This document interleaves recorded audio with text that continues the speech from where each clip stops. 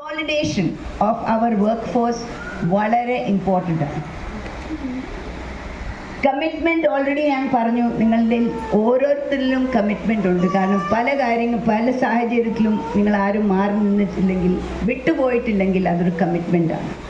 ആ കമ്മിറ്റ്മെൻറ്റ് അത് നിങ്ങളോട് തന്നെയാണ്. അതായത് ഞാൻ എന്തിൽ വിശ്വസിക്കുന്നു അതിലോട് ഞാൻ കമ്മിറ്റ്മെൻറ്റാണ്. സോ ആ ഒരു കമ്മിറ്റ്മെൻറ്റ് കൊണ്ട് ഞാൻ മുന്നോട്ട് പോകുമ്പോൾ ഒരു പാർട്ടി വളരും. എൻ്റെ വിശ്വാസം ഇതാണ്, നിങ്ങളെല്ലാവരും ആം ആദ്മി പാർട്ടിയുടെ നയങ്ങൾ വിശ്വസിക്കുന്നവരാണ്. ഇനി എന്താണ് ആ നയം എന്ന് ഞാൻ ഒന്നുകൂടെ എക്സ്പ്ലെയിൻ ചെയ്യാം. ഇവിടെ നമ്മൾ ആം ആദ്മി പാർട്ടിയുടെ ഭാഗമാണെങ്കിലും ഞങ്ങളൊരു എംബ്ലം ഉണ്ടാക്കിയിട്ടുണ്ട് പ്രീവിയസായി.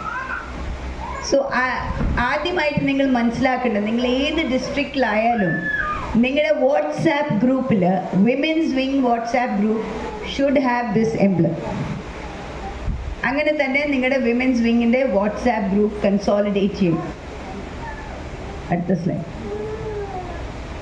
ഇനി വിമൻസ് വിങ് എന്ന് പറയുന്ന ഒരു ഓക്സിലറി ഗ്രൂപ്പാണ്, ഒരു പോഷക സംഘടനയാണ്. അതായത് കേരള സ്റ്റേറ്റിൻ്റെ ആം ആദ്മി പാർട്ടി ഒരു മെയിൻ ബോഡി ആണെങ്കിൽ ഞങ്ങളൊരു ഓക്സിലറി യൂണിറ്റാണ്, പോഷക സംഘം. അതായത് അവർ ചെയ്യുന്ന എല്ലാ കാര്യത്തിനും വിമൻസ് വിങ് സപ്പോർട്ട് ചെയ്യും. കൂടാതെ വിമൻസ് വിങ്ങിന് പ്രത്യേകമായിട്ട് ഒരു പോഷക സംഘടനത്തിന് പ്രത്യേകമായിട്ട് അവരുടെ കൺട്രോളിലല്ല നമ്മൾ നിൽക്കുന്നത്. നമുക്ക് നമ്മുടെ കുറേ തീരുമാനങ്ങൾ എടുക്കാം. പക്ഷേ ആ കാര്യങ്ങൾ, നമ്മൾ ചെയ്യുന്ന കാര്യങ്ങളും നമ്മൾ എടുക്കുന്ന തീരുമാനങ്ങൾ ആ മെയിൻ സ്റ്റേറ്റ് എക്സിക്യൂട്ടീവ് ബോഡിയെ അറിയിക്കണം എന്ന് ഉള്ള ഒരു കടമ നമുക്കുണ്ട്.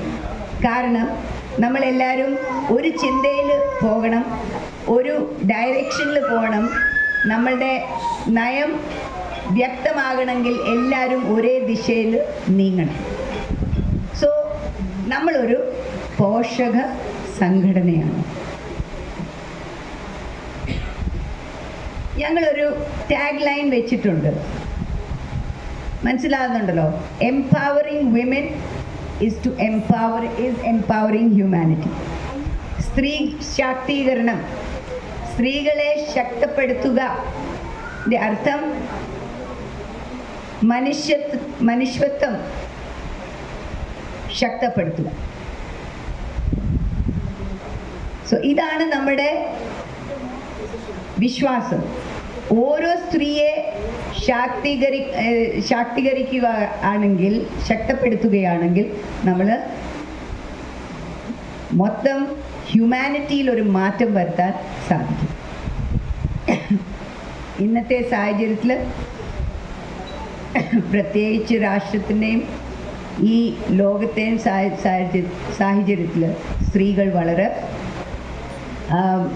ഒരുപാട് ദുരൂഹ സംഭവങ്ങൾ ഉണ്ടാകുന്ന സ്ഥലത്ത് നമ്മളുടെ സ്ത്രീകൾക്ക് ഒരു പ്രത്യേക സ്ഥാനമുണ്ട്, ഒരു മെസ്സേജ് ഉണ്ടെന്ന് ഞാൻ വിശ്വസിക്കുന്നു. അതുകൊണ്ടാണ് ഞങ്ങൾ ഈ ടാഗ് ലൈൻ എടുത്തത്.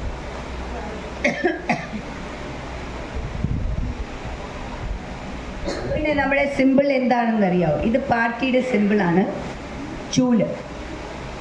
നമുക്കൊരു കലക്കോടുണ്ട് പാർട്ടിയുടെ. സോ നമ്മൾ ആ സിമ്പിളും നമ്മുടെ സിമ്പിൾ എന്ന് പറയുന്നത് ചൂലാണ്. പിന്നെ നമ്മുടെ കളർ കോഡ് എന്ന് പറഞ്ഞാൽ ഏത് കളറാണ് നമ്മൾ ഉപയോഗിക്കുന്നത്. ഇപ്പം ബ്ലൂ ആൻഡ് വൈറ്റ് ആണ്, അത് നാഷണലായിട്ട് നമ്മൾ ഉപയോഗിക്കുന്ന ഒരു കളർ കോഡ്. നമ്മുടെ ഈ പാർട്ടി തുടങ്ങിയത് 26 നവംബർ 2012. നമ്മുടെ എല്ലാവർക്കും അറിയാവുന്നതാണ്, അരവിന്ദ് കെജ്രിവാളാണ് നമ്മുടെ ഈ പാർട്ടിയുടെ സ്ഥാപകൻ അല്ലെങ്കിൽ പ്രിയപ്പെട്ട നേതാവ്. കുറച്ചുകൂടി ചെറുതാക്കാൻ.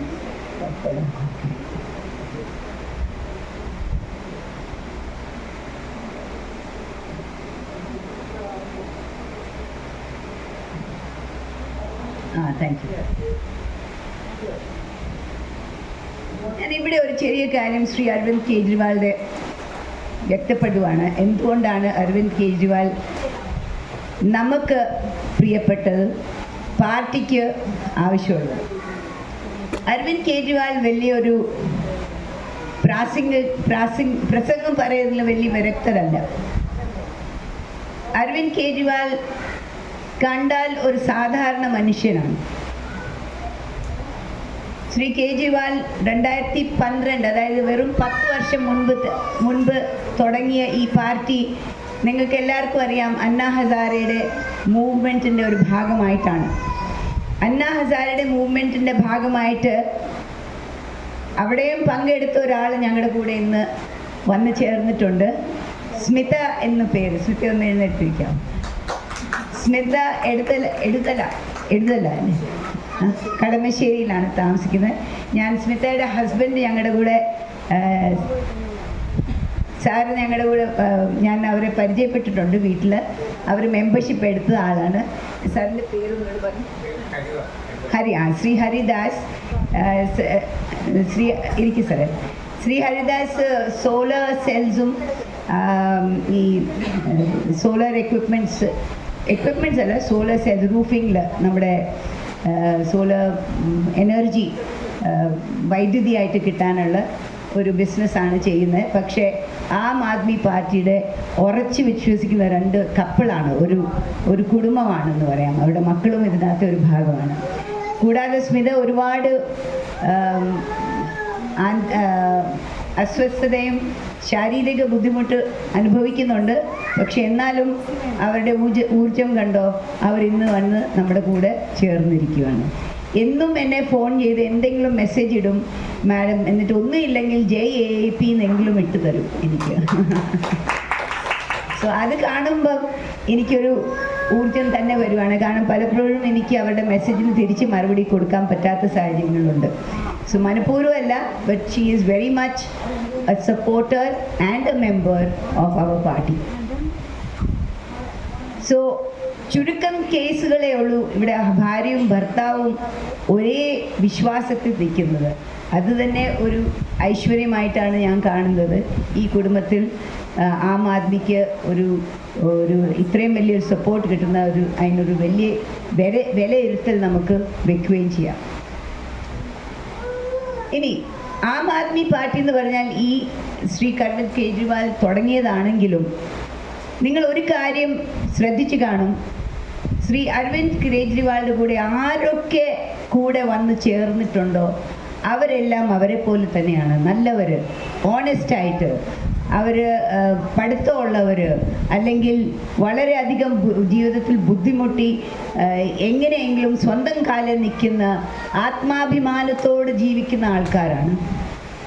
ഏത് എക്സാമ്പിളും നോക്കിയാൽ ആ തരത്തിലുള്ള ആൾക്കാരെയാണ് അരവിന്ദ് കെജ്രിവാളിനെ ആകർഷിക്കാൻ പറ്റിയത്. ഡൽഹിയിലും അത് കാണാം, കേരളത്തിലും ഞാൻ കാണുന്നു, നമ്മുടെ ഈ വനിതാ വിഭാഗത്തിലും ഞാൻ ഇത് തന്നെയാണ് കാണുന്നത്. നല്ല ആൾക്കാർ വന്ന് ചേരുന്ന ഒരു ഒറ്റ പാർട്ടിയാണ് ആം ആദ്മി പാർട്ടി. സോ അതിൽ നമുക്ക് വളരെയധികം അഭിമാനിക്കാം. ഞാൻ ഇതിൻ്റെ തുല്യമായിട്ട് കാണുന്ന ഒരേ ഒറ്റയാളാണ്.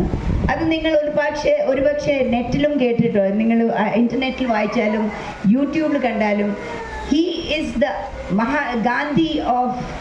Mahatma Gandhi of today's India.